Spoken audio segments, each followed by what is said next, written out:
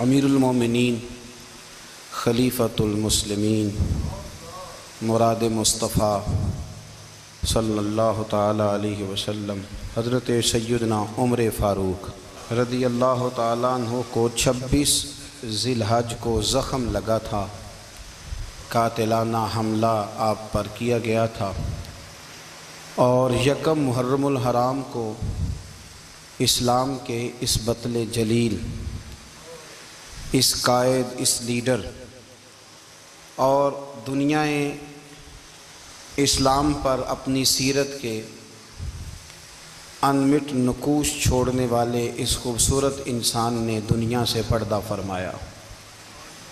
حضرت عمر فاروق رضی اللہ تعالیٰ عنہ ان لوگوں میں سے ہیں جو ابن الوقت نہیں ہوتے، ابو الوقت ہوتے، جو وقت کے مطابق نہیں بدلتے بلکہ وقت کو اپنے مطابق بدل دیا کرتے ہیں۔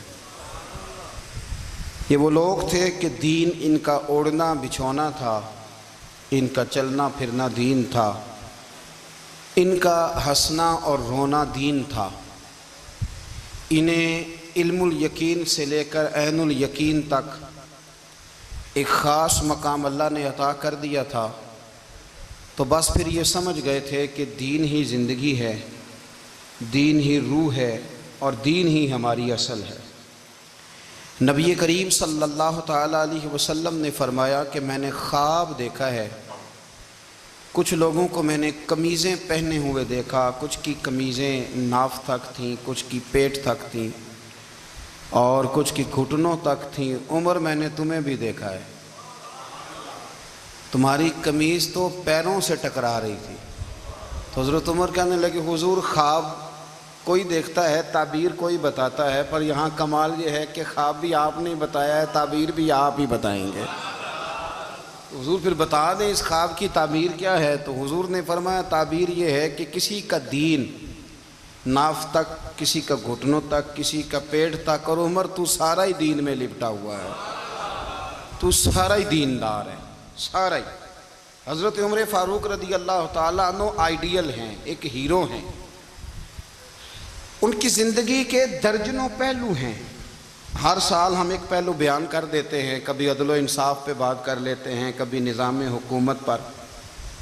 ان کی زندگی کا ایک پہلو آج بھی ہماری گفتگو کا عنوان رہے گا، پر حضرت عمر کا مرتبہ اور مقام یہ ہے کہ نبی کریم علیہ السلام نے فرمایا کہ جبریل امین 950 سال میرے عمر کی شان بیان کریں تو عمر کی شان ختم نہیں ہوتی۔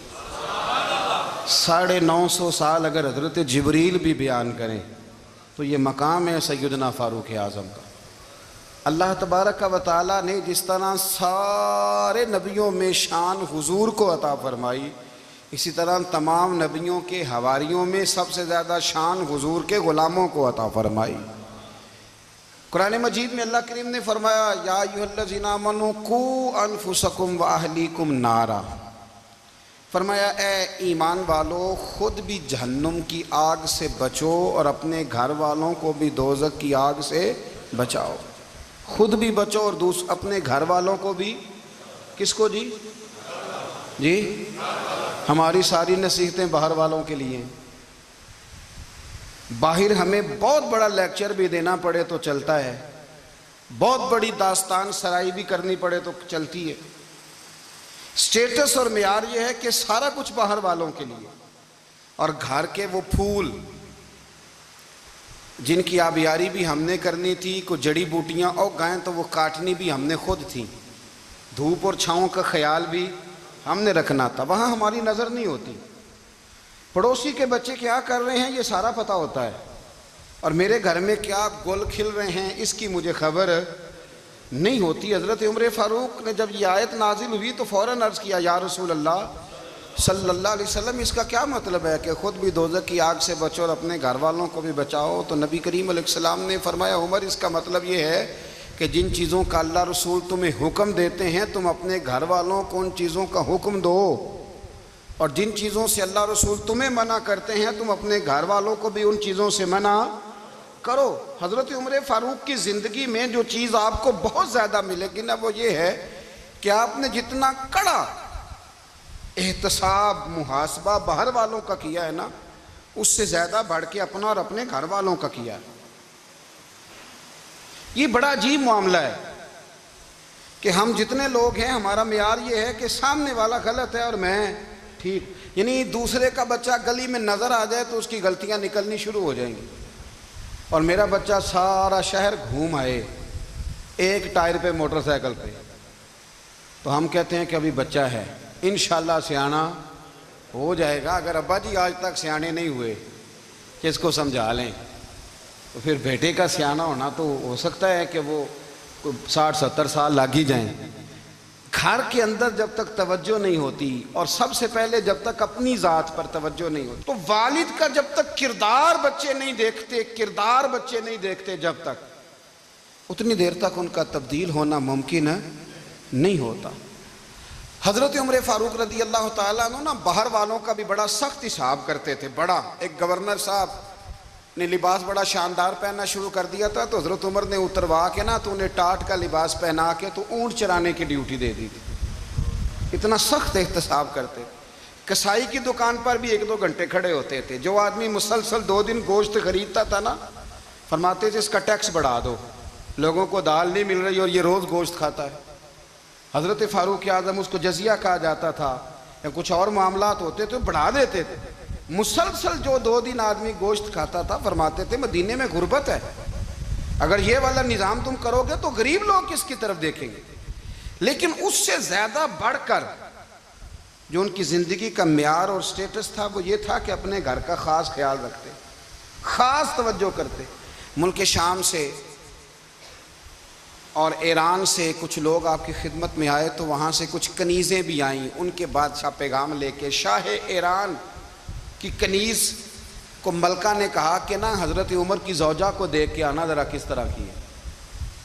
ہمارے ملک میں کیا کہتے ہیں، خاتون اول، جی خاتون، باقی سارے دووں میں خاتون اول، ذرا خاتون اول کو دیکھ کے آنا۔ تو وہ جب آئی نا گھر میں ملنے، تو کہا کہ مجھے میری ملکہ نے کہا تھا کہ عمر کی زوجہ سے، اہلیہ سے ملاقات کر کے آنا۔ تو حضرت عمر کی اہلیہ نے نا ایک جوڑا کپڑوں کا دے دیا ملکہ کے لیے، اور ایک خوشبو کی شیشی دے دی۔ اب جب وہ تحفے وہاں گئے تو اس ملکہ نے نا کچھ سونے کا سامان بھیجا، کچھ زیورات بھیجے، کچھ تحائف بھیجے۔ جب حضرت عمر کے گھر آئے نا، وہ خادم لے کے آیا، اس نے کہا جی آپ کی اہلیہ نے تحفے بھیجے تھے، تو جواب میں شاہ ایران کی بیوی نے، یہاں جس ملک کا وہ سفیر تھا، انہوں نے بھی یہ بھیجے۔ تو حضرت عمر فاروق نا وہ تحفے لے کے گھر گئے، تو جا کے کہنے لگے اپنی اہلیہ سے، یہ تو کب سے تحفے تحائف بھیجنے لگ گئی ہے، یہ کب سے نظام شروع ہو گیا؟ تو کہ حضور تحفہ دینا لینا تو ٹھیک ہے، سنت ہے، محبت بڑھتی ہے، تو یہ کوئی قباحت نہیں، اور میں نے اپنی ذاتی استعمال کے لیے جو چیزیں رکھی تھی وہ میں نے دی ہیں۔ تو حضرت عمر فاروق رضی اللہ تعالیٰ عنہ فرمانے لگے، ہم نے کسی ملک کے ساتھ اور اس کے بادشاہ کے ساتھ ذاتی تعلق نہیں بنانا، تعلق جو بھی بنے گا رسول اللہ کے دین کی برکت سے بنے گا۔ ذاتی رشتے نہیں ہم نے قائم کرنے، ذاتی۔ آپ کے ملک کی جو ایئر لائن جس کا ہر سال خسارے کا ڈنڈورا پیٹا جاتا ہے نا، وہ ہمارے بادشاہ صاحب اور صدر صاحب اگر غیر ملکیوں کو گھوڑا کبھی بھیجنا ہو نا، گھوڑا، تو پورا ایک جہاز گھوڑا لے کے تحفے میں جاتا ہے، پورا جہاز غریب قوم کا یہ سرمایہ، اور قوم بڑی بادشاہ ہے، لائنوں میں لگ کے ووٹ دیتی ہے۔ 2 کام ہمیشہ لائن میں لگ کے کرنے، ایک بل لائن میں لگ کے جمع کرانا ہے، اور ایک ووٹ لائن میں لگ کے، تاکہ پھر پورے 5 سال لائن میں ہی لگے رہیں۔ مرضی سے آپ ووٹ دینا، پر جو بات درست ہے اس کو سنو۔ حضرت عمر فاروق رضی اللہ تعالیٰ عنہ نے اپنی اہلیہ سے پوچھا کتنے کا تھا وہ تیرا جوڑا اور خوشبو کی شیشی؟ انہوں نے کہا 3 دینار کی۔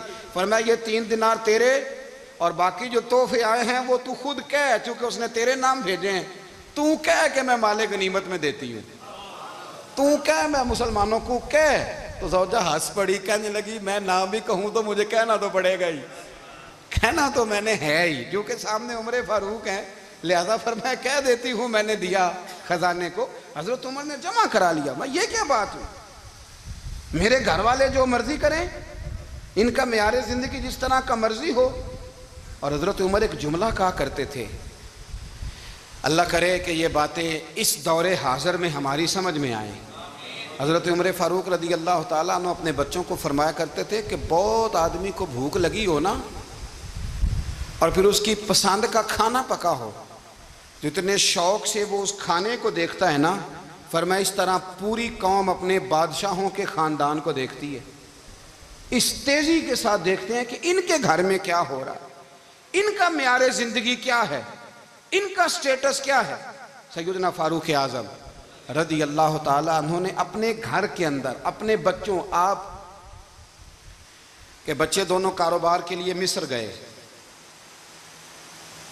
تو وہاں کے گورنر صاحب نے لوگوں سے، ایک بہت بڑا قافلہ گیا مدینے سے مصر تجارت کے لیے، جاتے ہیں نا آج بھی قافلے کئی ملکوں میں، تو یہ گئے تجارت کے لیے، تو حضرت عبداللہ ابن عمر، حضرت عبید اللہ ابن عمر، حضرت عمر کے دونوں بیٹے گئے، جناب عمر فاروق کے بچے جب وہاں پہنچے تو مصر کے گورنر نے نا لوگوں کو تعارف کرایا کہ یہ عمر فاروق کے بیٹے ہیں، یہ حضرت یہ چودھری کے بیٹے کو کون بتاتا ہے کہ تو چودھری کا بیٹا ہے؟ باہر والے بتاتے ہیں، گھر والے جی، اور سیٹھ صاحب کے بیٹے کو کون بتاتا ہے کہ تو سیٹھ صاحب کا بیٹا ہے؟ اور مالک کو کون بتاتا ہے کہ تو مالک کا بیٹا ہے اور یہ کرایہ دار ہے؟ یہ کون بتاتا ہے؟ یہ سوچ ہم دیتے ہیں بچوں کو، چودھری اور کمی کی سوچ، امیر اور غریب کی سوچ، مالک اور کرایہ دار کی سوچ، گھر کے مالک کی اور کام کرنے والے کی سوچ، یہ ہم دیتے ہیں، یاد رکھنا، یہ ہم دیتے ہیں، یہ ہمارا مزاج ہے، یہ باہر سے نہیں آتی۔ تو کوئی شہزادہ ہے، تو سیٹھ ہے، تو نواب ہے، یہ سوچ باہر سے نہیں آتی، یہ اماں سوچ دیتی ہے، اماں، یہ ابا سوچ دیتا ہے، اور پھر جب تباہی اترتی ہے تو اس کے ذمہ دار بھی باہر والے نہیں ہوتے، گھر والے ہوتے ہیں، گھر والے۔ ہمارے بچوں کی طبیعتوں پر زیادہ نقش باہر والوں کا نہیں ہوتا، گھر والوں کا ہوتا ہے، یاد رکھیے گا۔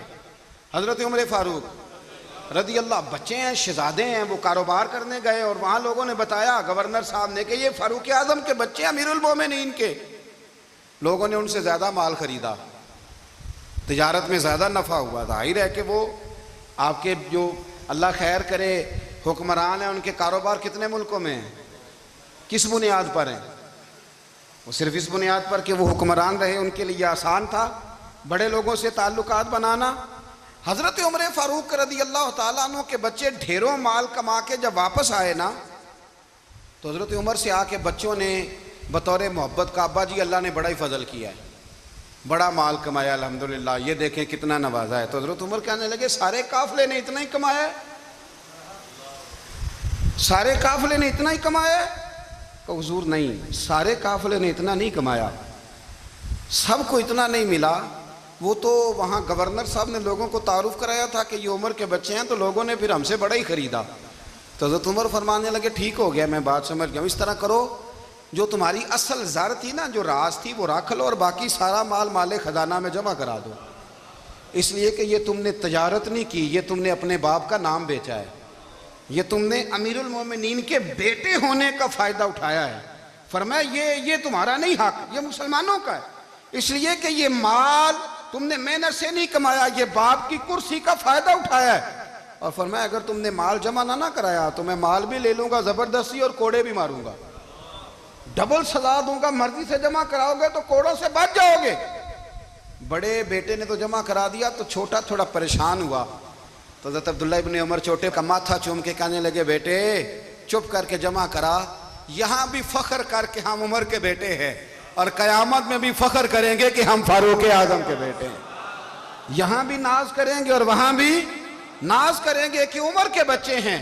ہمارے باپ نے خود بھی حلال ہی کھایا ہے اور جب ہماری کمانے کی باری آئی ہے تو ہمیں حکم بھی حلال کھانے کا دیا۔